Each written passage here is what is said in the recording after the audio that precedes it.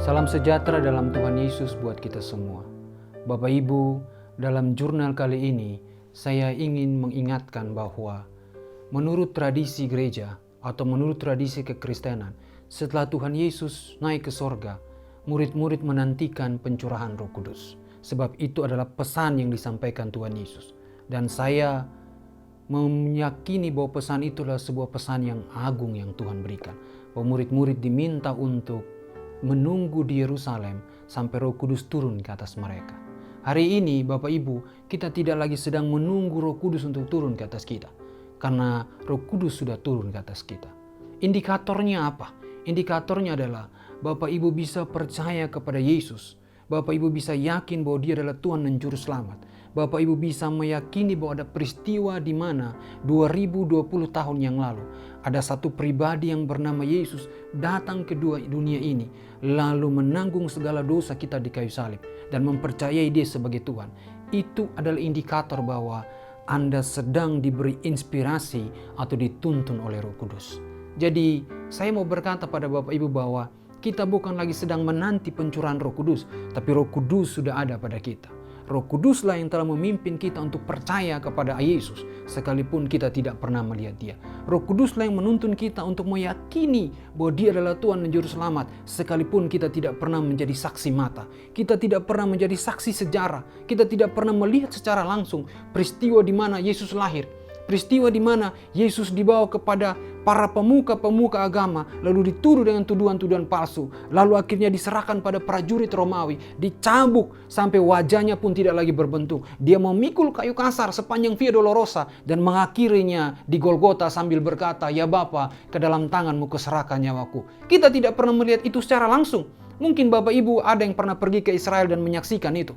Menyaksikan tempat-tempat bersejarah. Tapi kita tidak pernah melihat secara live atau langsung peristiwa itu terjadi. Tapi hari ini kita percaya Dia adalah Tuhan Juru Selamat. Kenapa kita bisa percaya? Karena Roh Kudus memberi kita keyakinan itu setelah kita mendengar Injil yang merupakan kekuatan Allah. Injil yang merupakan kabar baik dan timbul iman kita karena Roh membuat kita menjadi percaya. Sebab itu Bapak Ibu, sekalipun kita tidak pernah melihat, namun kita percaya. Sekalipun kita tidak pernah melihat wajahnya, tapi kita percaya.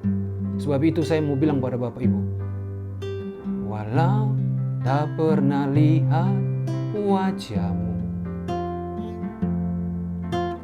tanganmu tak pernah kuraba,